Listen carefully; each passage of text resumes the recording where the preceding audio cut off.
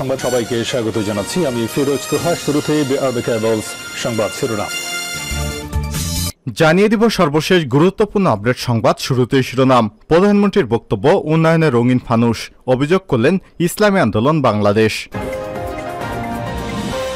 এরপর জানিয়ে দিব দেশের অর্থনীতির টালমাটাল অবস্থা, যে কোনো সময় অর্থনীতি ধসে পড়বে বলে মন্তব্য করেছেন বিএনপির সিনিয়র যুগ্ম মহাসচিব অ্যাডভোকেট রুহুল কবির রিজভী। এরপর জানিয়ে দিব ১৫৩ কোটি টাকা আত্মসাৎ, কাস্টমস কমিশনারের বিরুদ্ধে মামলা। এদিকে গৌরবের দুটি ছড়াতে নানা আয়োজন। আওয়ামী লীগের প্লাটিনাম জয়ন্তী ধারাবাহিক বৈঠকে ব্যস্ত দায়িত্বপ্রাপ্তরা, বাস্তবায়ন হবে মনোমুগ্ধকর সব কর্মসূচি। জানিয়ে দিব নিবন্ধন বাতিলের ঝুঁকি থেকে মুক্ত কাদের সিদ্দিকের দল। দ্বাদশ জাতীয় সংসদ নির্বাচনে দলীয়ভাবে ভোটে কোনো খরচ হয়নি বলে দাবি করেছেন কৃষক শ্রমিক জনতা লীগের সভাপতি বঙ্গবীর কাদের সিদ্দিকী। তার এই দাবি মেনে নিয়েছে নির্বাচন কমিশন ইসি। ফলে নিবন্ধন বাতিলের ঝুঁকিতে পড়া দলটি তা থেকে মুক্ত হল। এবং সর্বশেষ জানিয়ে দিব বিধ্বংসী ক্ষেপণাস্ত্র দিয়ে ইসরায়েলি যুদ্ধবিমানকে ধাওয়া। গাজায় রক্তাক্ত অভিযান চালিয়ে ৪ জিম্মিকে উদ্ধারের মধ্যেই ভয়ঙ্কর খবর পেয়েছে ইসরায়েলি বাহিনী। তাদের অত্যাধুনিক যুদ্ধবিমানকে ধাওয়া করেছে লেবাননের যোদ্ধাদের বিমান বিধ্বংসী ক্ষেপণাস্ত্র। যুক্তরাষ্ট্র এবং ইউরোপের তৈরি অত্যাধুনিক যুদ্ধবিমান থেকে গাজায় বোমা ফেলা হচ্ছে। এতে সেখানকার স্থাপনা বালুর ডিবির মতো গুড়িয়ে পড়ছে। সেই যুদ্ধবিমানই তারা খেলেও। বলা হচ্ছে গাজা যুদ্ধে শুরুর পর এবারই প্রথমবারের মতো এ ধরনের চ্যালেঞ্জের মুখে পড়েছে ইহুদিবাদী কট্টরপন্থী বেনজিয়াম নেতানিয়াহুর সেনারা। ইসরায়েলি সংবাদ মাধ্যম টাইমস অব ইসরায়েলের এক প্রতিবেদনে বলা হচ্ছে ইসরায়েলের যুদ্ধ বিমানের দিকে প্রথমবারের মতো যুদ্ধ বিমান বিধ্বংসকারী ক্ষেপণাস্ত্র ছুড়েছে লেবাননের প্রতিরোধ যোদ্ধারা হিজবুল্লাহ। প্রিয় দর্শক, এতক্ষণ শুনছিলেন সংবাদ শিরোনাম, এবারে বিস্তারিত। তবে তার আগে বন্ধুরা, আপনি কোন স্থান থেকে আমাদের সংবাদটি দেখছেন কমেন্ট করে জানিয়ে দিন এই সংবাদ সম্পর্কে আপনার মূল্যবান মতামত। প্রিয় দর্শক, আপনি যদি আমাদের চ্যানেলে নতুন হয়ে থাকেন, ভিডিওটি দেখতে দেখতে চ্যানেলটি সাবস্ক্রাইব করে রাখুন, যাতে করে আমাদের লেটেস্ট আপডেট সংবাদগুলো সবার আগে আপনার কাছে পৌঁছে যায়। এবারে বিস্তারিত। প্রধানমন্ত্রীর বক্তব্য উন্নয়নে রঙিন ফানুস, ইসলামী আন্দোলন। প্রতিটি গ্রামকে নাগরিক সুবিধার আওতায় আনা হবে। প্রধানমন্ত্রীর এমন বক্তব্যকে উন্নয়নের রঙিন ফানুস বলে অভিহিত করেছেন ইসলামী আন্দোলন বাংলাদেশের মহাসচিব মাওলানা ইউনুস আহমেদ। জনগণের মৌলিক এবং নাগরিক অধিকার ভোটাধিকার ফিরিয়ে দিন, তাহলে কেবল দেশের রাজনৈতিক সংকট দূরীভূত হবে, সরকারি সম্পদ লুটপাট এবং পাচার বন্ধ হবে, জনগণের সরকার প্রতিষ্ঠিত হবে। সদ্য ঘোষিত বাজেটকে বেনজির হিসেবে উল্লেখ করে কালো টাকা সাদা করার সুবিধা থাকার সুযোগ থাকবে। অবৈধ সম্পদ আহরণকে বৈধতা দেওয়া হয়েছে। মঙ্গলবার ১১ জুন বিকেলে রাজধানীর পুরনো পল্টনস্থ আইএবি মিলনায়তনে ইসলামী আন্দোলন বাংলাদেশের চলমান রাজনৈতিক পরিস্থিতি পর্যালোচনা সভায় সভাপতির বক্তব্যে তিনি এসব কথা বলেন। এ সময় উপস্থিত ছিলেন দলের প্রেসিডিয়াম সদস্য খন্দকার গোলাম মাওলা, যুগ্ম সদস্য সচিব ইঞ্জিনিয়ার আশরাফুল আলম, সাংগঠনিক সম্পাদক কে এম আতিকুর রহমান, প্রচার এবং দাহ সম্পাদক মাওলানা আহমেদ আব্দুল কায়ুম, দপ্তর সম্পাদক মাওলানা লোকমান হোসাইন জাফরি, শিক্ষা এবং সংস্কৃতি বিষয়ক সম্পাদক মাওলানা মোহাম্মদ নেসার উদ্দিন, মাওলানা এবিএম জাকারিয়া, মাওলানা খালিলুর রহমান, মাওলানা দেলার হোসেন সাকি। ইসলামী আন্দোলনের মহাসচিব বলেন, এই ব্যবস্থার মাধ্যমে বেনজির আজিজদের আইনের ফাঁকফোকর দিয়ে বাঁচিয়ে দেওয়ার কৌশল রাখা হয়েছে। নতুন শিক্ষা কারিকুলাম প্রসঙ্গে তিনি বলেন, এই কারিকুলামের মাধ্যমে শিক্ষা ব্যবস্থাকে ধ্বংস করা হয়েছে। সম্প্রতি অভিভাবকদের বক্তব্য যে সরকার ৫ কোটি শিক্ষার্থীদের গিনিপিগ বানিয়ে পুতুল খেলা খেলছে। অভিভাবকগণ এ কারিকুলাম বাতিলের দাবিতে প্রতি আমরা সমর্থন জানাচ্ছি এবং দেশের বৃহত্তর জনগোষ্ঠীর বোধ বিশ্বাস এবং মূল্যবোধকে সামনে রেখে কারিকুলাম তৈরি করতে হবে। ইউনুস আহমেদ বলেন, ঘোষিত বাজেটে জনগণের উপর নতুন করে দ্রব্যমূল্যের খরচ বাড়ছে, নিয়ন্ত্রণহীন হয়ে পড়ছে দ্রব্যমূল্যের বাজার। এতে সাধারণ মানুষ চরম হিমশিম খাচ্ছে। তিনি বলেন, দুর্নীতির টাকা ফিরিয়ে এনে জনকল্যাণে ব্যয় করলে নিত্যপণ্যের দাম কমবে। কোরবানির চামড়ার ন্যায্য মূল্য নির্ধারণ করে চামড়া শিল্পকে বাঁচাতে হবে এবং এতিম গরিব এবং অসহায় মানুষের প্রতি ইনসাফ রক্ষার দাবি জানান তিনি। দেশের অর্থনৈতিক অবস্থা টালমাটাল। রিজভী দেশের অর্থনৈতিক অবস্থা এখন টালমাটাল অবস্থা বলে মন্তব্য করেছেন বিএনপির সিনিয়র যুগ্ম মহাসচিব রুহুল কবির রিজভী। রাজধানীর নয়াপল্টনে বিএনপির কেন্দ্রীয় কার্যালয়ে মঙ্গলবার এক সংবাদ সম্মেলনে তিনি এসব মন্তব্য করেন। রুহুল কবির রিজভী বলেন, প্রতিদিনই দেশের অর্থনীতি ধ্বংসের কথাই গণমাধ্যমে প্রকাশিত হচ্ছে। পুঁজি পাচার কাজী হুন্ডিওয়ালা বিপুল অঙ্কের ঋণখেলাপি নিয়ে বছরের পর বছর ফেরত না দিয়ে বিদেশে টাকা পাচার করে ইচ্ছাকৃত ঋণখেলাপিরা হা হচ্ছে।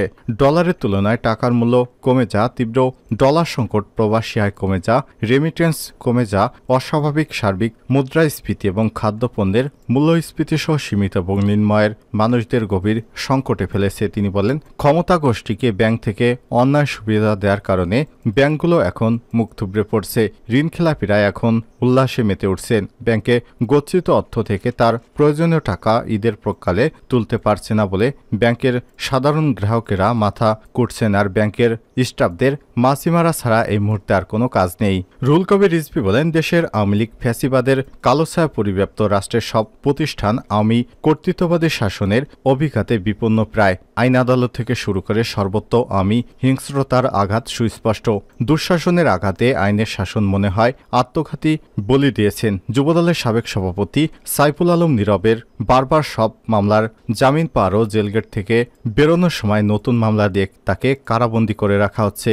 স্বরাষ্ট্রমন্ত্রী আসাদুজ্জামান খান কামালের ইশারায় গত 5 জুন 2024 উচ্চতর আদালতে রিট পিটিশন করলে আদালত কোনো ওয়ারেন্ট ছাড়া মামলা না দেওয়ার জন্য আদেশ দিলেও সব মামলায় জামিন পাওয়ার পর সাইফুল আলম নীরবকে আজও মুক্তি দেওয়া হয়নি। আওয়ামী বাকশালী শাসনের সংক্রমণে পুলিশ সিদ্ধান্ত সর্বোচ্চ মর্যাদা পায়। হাইকোর্টের নির্দেশনাকেও পুলিশ তোয়াক্কা করে না।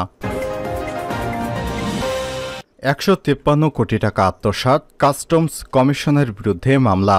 ক্ষমতার অপব্যবহার করে সরকারের আর্থিক ক্ষতি সাধন করায় কাস্টমস কমিশনার ওয়াহিদা রহমান চৌধুরীর বিরুদ্ধে মামলা দায়ের করেছে দুর্নীতি দমন কমিশন দুদক। আইন বহির্ভূতভাবে একক নির্বাহী সিদ্ধান্তে গ্রামীণফোন, রবি, বাংলালিংক এবং এয়ারটেল লিমিটেডকে 16টি নথিতে 152 কোটি 89,390 টাকা অপরিশোধিত সুদ মওকুফ করেছিলেন ওই কাস্টমস কমিশনার ওয়াহিদা রহমান চৌধুরী।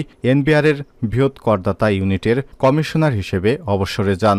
মঙ্গলবার 11 জন সংস্থাটির সমন্বিত জেলা কার্যালয় ঢাকা 1-এর দুদকের সহকারী পরিচালক মোহাম্মদ শাহ আলম শেখ বাদী হয়ে মামলাটি দায়ের করেন। মামলার এজাহার সূত্র থেকে জানা যায়, 4টি প্রতিষ্ঠানের স্থাপনা ভাড়ার উপর আইনগতভাবেই ভ্যাট প্রযোজ্য হয় তা মেনে নিয়ে প্রতিষ্ঠানগুলো বিকল্প বিরোধ নিষ্পত্তির মাধ্যমে যথাসময়ে 189 কোটি 74 লক্ষ 15,000 টাকা পরিশোধ করার কথা বলে, কিন্তু প্রতিষ্ঠানগুলো নির্ধারিত কর মেয়াদের পরিশোধ না করায় মূসক আইন অনুযায়ী প্রযোজ্য হারে কর পদেয় সুদের পরিমাণ হয় 152 কোটি 89 লক্ষ 390 টাকা। মূল্য সংযোজন কর আইন 1991 এর ধারা 37/3 অনুসারে সুদ আদায়ের জন্য কমিশনার ওয়াহিদা রহমান চৌধুরী অতি দ্রুত সুদের হিসাব করার নির্দেশ প্রদান করেন। সুদ হিসেব সরকারে পাওনা অর্থের মধ্যে গ্রামীণফোন লিমিটেডের কাছে 58 কোটি 64 লক্ষ টাকা, বাংলালিংক ডিজিটাল কমিউনিকেশনের কাছে 57 কোটি 88 লক্ষ 53,051 টাকা, রবি আজিয়াটার কাছে 14 কোটি 98 লক্ষ 16,666 টাকা এবং এয়ারটেল বাংলাদেশের কাছে 20 কোটি 53 লক্ষ 30,952 টাকা রয়েছে। পরবর্তীকালে ক্ষমতার অপব্যবহার করে 3 থেকে 5 মাস পর বিভিন্ন আদেশে ওই সুদ মওকুফ করে দেন ওয়াহিদা রহমান। এনবিআরের সদস্য হোসেন আহমেদের নেতৃত্বে গঠিত 3 সদস্যের তদন্ত টিমের প্রতিবেদনেও এর সত্যতা পাওয়া যায়। তার বিরুদ্ধে দণ্ডবিধির 118/409 ধারা 1947 সনের দুর্নীতি প্রতিরোধ আইনে 5/2 ধারায় মামলাটি করা হয়। এদিকে ওয়াহিদার বিরুদ্ধে দেশের বেশ কয়েকটি সংস্থা তদন্ত কমিটি গঠন করে যেসব তদন্তে অভিযোগ প্রমাণিত হয়েছে বলে দুপুরে এক সংবাদ সম্মেলনে জানিয়েছেন দুদকের সচিব খোরশেদা ইয়াসমিন। তিনি বলেন, সাবেক কর কমিশনার ওয়াহিদা রহমান একক নির্বাহী আদেশে অসৎ উদ্দেশ্যে 4টি প্রতিষ্ঠান থেকে সুদ আদায় না করে রাষ্ট্রের আর্থিক ক্ষতি সাধন করেন, যার পরিপ্রেক্ষিতে মঙ্গলবার মামলা করে দুদক অর্থনৈতিক সুবিধা গ্রহণের অভিযোগ প্রমাণিত হলে সংশ্লিষ্ট 4টি মোবাইল কোম্পানির বিরুদ্ধে ব্যবস্থা নেওয়া হবে বলে জানায় দুদকের সচিব।